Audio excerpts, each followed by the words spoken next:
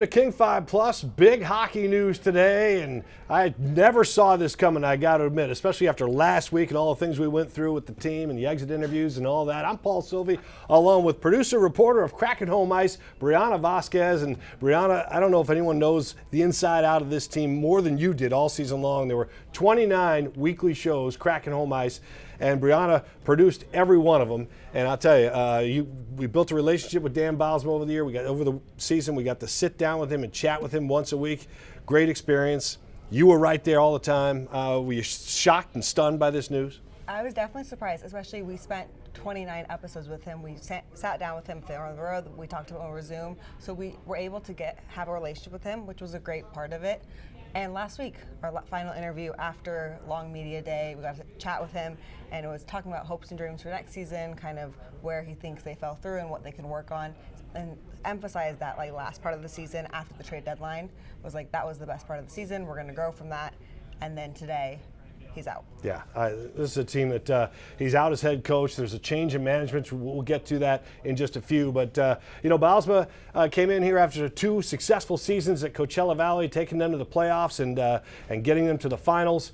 And then, it seemed like a natural, seamless fit for him to come up here and take over the Kraken. And there weren't a lot of coaching candidates available at the time.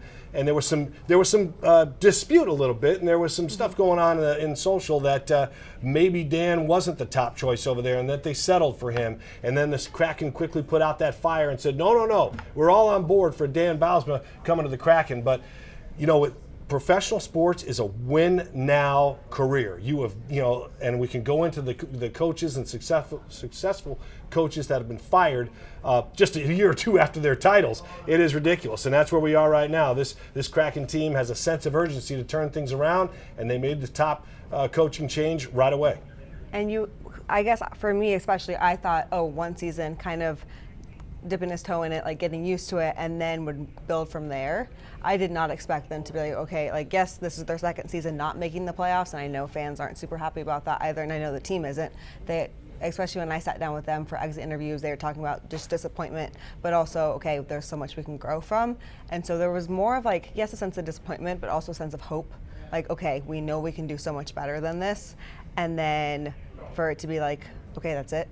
I was definitely surprised. Yeah, one thing we talked about throughout the day, and of course right now, is the fact that Dan took a lot of pride in his last 19 games with this team. They finished 9-10 in that stretch. He really wanted to get that last win against the Kings to make it 10-9, but there was a foundation that they had something to build on there. They played very well after the trade deadline, and there was, I think, the one thing we can definitely say about Bylsma and that team is those players didn't give up on him. I mean, they were not blown out down the stretch. They were in every game. They were winning games against good teams, and I think that's a sign of a good coach. I don't care what you say, a good coaching staff. Sometimes they lose their players in seasons like this. This team stayed with him, and he didn't lose his players. And I think especially he had that advantage of having so many of the younger players when he coached them at CV. So he knew them from their very start in the pro league and to now. And so I think especially with looking to players like Matty Beniers, Shane Wright, Riker Evans, it's they're just getting started, and then now they're the future of the team, and he kind of knew them when they started, and he's been part of shaping them. So I kind of thought to that aspect too, he would continue to grow with them. He would grow as a head coach with the players. But through the whole time, they had an immense amount of respect for him. They always spoke super highly of him, and he spoke super highly of them. I thought there was a great relationship. And kind of towards the end, in that last interview he did with you, he talked about how he takes the credit and the blame for the pitfalls in the season. Yeah, and I thought that was cool.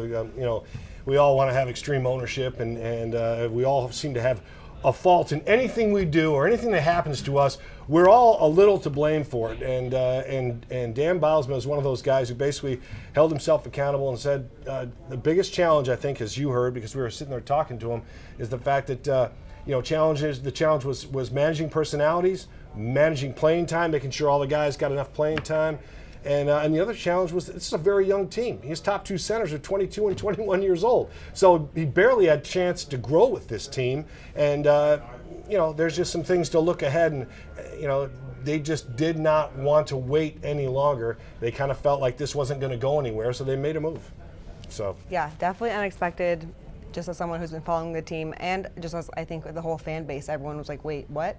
I think everyone was shocked at first, but I'm excited to see where the team goes and what they decide to do next. Okay, let's talk about that. Ron Francis now goes from general manager to team president, and then underneath him, his assistant GM, Jason Botterill, comes in to take over for Ron and become the team's new GM. Now, he has general manager experience with the Buffalo Sabres back in the day for, 3 or 4 years before he came to the Kraken. So he's been with this team now for 4 years, and we wait and see. This is a proving ground for Botterill. Yes. And how much will Ron Francis have when it comes to, how much say will he have when it comes to the draft this summer and the free agency that's on the horizon as well? I think it's interesting because he's been with the team since 2021, but he's more of a new face for fans. Fans don't really know him. They haven't heard a bunch from him. So I think, especially tomorrow with their press conference, Ron Francis' press conference, I think it'll be interesting to see what he says the next moves are and where this team is going, and if he gives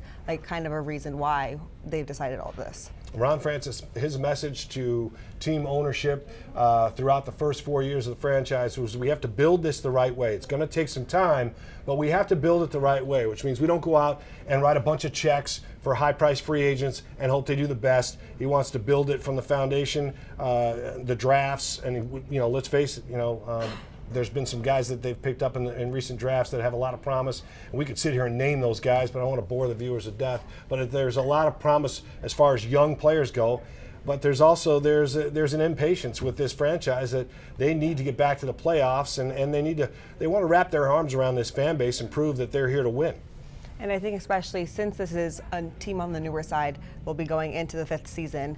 They had that one run, but they want more. They want more. They want more for the team. They want more for the fans. And I think this is a surprising move, but everything that kind of we've gotten from Ron and from Todd Lewicki as well, they want to build and grow the team, and they're not just going to do it. What's the obvious thing they're going to do? They're going to build, and it's a little bit slower, but I think there's obviously something they've been thinking about for a while, so I think this will have good results. And one of the things that as Kraken fans have to look forward to is the fact that this team has a lot of draft capital.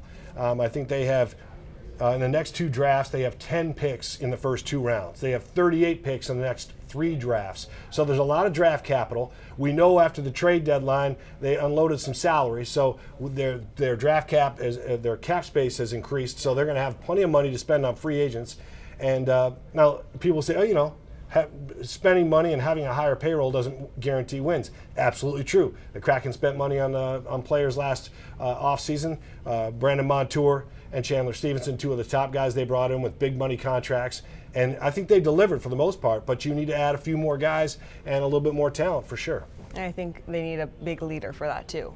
So I think it's going to be interesting who they're going to look for and what's going to fill that role for that next head coach. Yeah, when we talked to Ron Francis a couple of shows ago, maybe show 25, maybe show 26, I'm not quite sure which one it was, but we sat down with Ron and said, what's your biggest priority in the offseason? And his biggest priority was, the first thing he said was goal scorers. Ron being a Hall of Fame goal scorer himself, of course that's going to be his, he's going to favor that over the defenseman, but he knows, they went from fourth to last in the NHL to 16th or so, right in the middle of the pack in scoring. So they did increase their scoring, which was great, and they're heading in the right direction. But you can never get enough goal scorers, and Ron Francis pretty much said that. That's the priority for this team going into this offseason. And I think they showed that, especially towards the end. They had 4 players score over 20 goals, and 2 other players were right on the cusp of that. And the last time they had 6 players score 20 goals was that championship team, was that team that went to the playoffs. So I think they're heading in the right direction.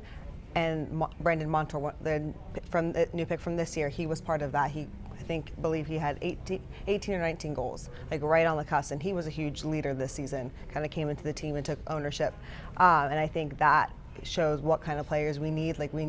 We have the young players, and I think we need more of that, but also the leaders help as well. Yeah, and they got a veteran blend, a blend of veterans, young players. Jaden Schwartz led the team with 26 goals. He's 33 years old. And then you have Matty Beniers at 20 goals and Shane Wright at 19 goals. They're 21 and 22 years old. So there has to be that mix of leadership and veterans on this team. And they're headed in the right direction. They really are. And I thought that they might give Bylsma another year. And when we left there last week, I thought, well, okay, then Ron will have his season-ending presser, and that'll be that. And then he can go to work and try to get some talent in here, more talent. And but it's just not the case. So again, just recapping, Dan Bylsma fired his head coach of the Kraken today. Ron Francis bumped from GM to team president, and then his assistant Jason Botterill takes over as the general manager of this team. We don't know much about Jason Botterill other than he's an NHL veteran, so he has played the game. He can recognize talent. And let's face it, I don't know how much Ron's and him and Jason are going to get together on this thing, but they always say it's a team effort when it comes to drafting players and scouting players, and it's all on everybody over there to get the right guys in here. Yeah, and I think it'll be interesting because all of the decisions before have been, well, the face of it has been Ron.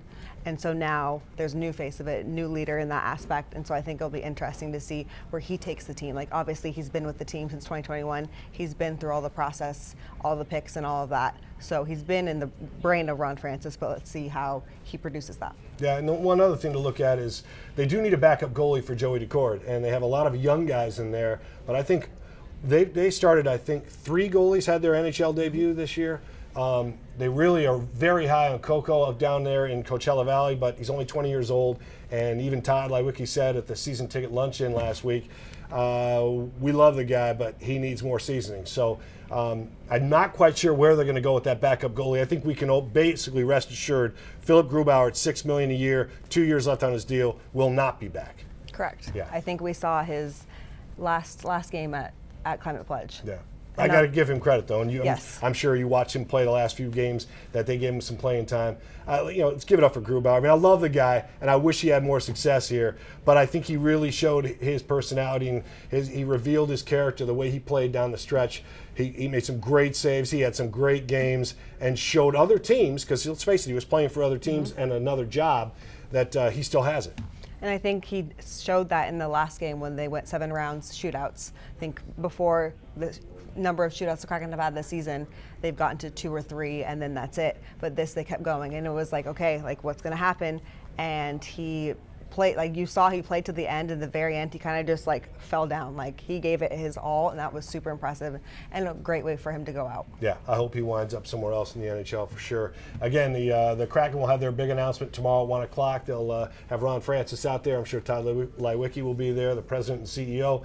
And they'll bring out Jason Botterill, introduce him as the new general manager of this team. But the biggest story of the day really is the end of Dan Bylsma's Kraken career as head coach. 2 great years at Coachella Valley, 1 500-ish year here, not so year here in his first season with the Kraken. But we wish Dan the best. I know you do. I know Brianna was going to do a running story with Dan. We were waiting for his knee to get healthy enough so the two of them could jog around and have a little chat, which would have been awesome. But unfortunately, it's not going to happen. Maybe you guys can just do it on your own someday before he leaves town. We got to say the next coach has to be a runner, apparently, so that we can fulfill that idea. But yeah, he was great. I think he had so much respect from the team and the media. And he did a great job, but it wasn't enough. But there needs to be those wins. Yeah. So as we close it out, Dan, thank you for making yourself available every week for Kraken Home Ice. 29 shows. We and the fans really appreciate hearing from you every week, even in the downturn and then the upturn, things that ebbs and flows of all season long. So you were tremendous to work with. So thank you, Dan. And for Bree, I'm Paul. Thank you for joining us.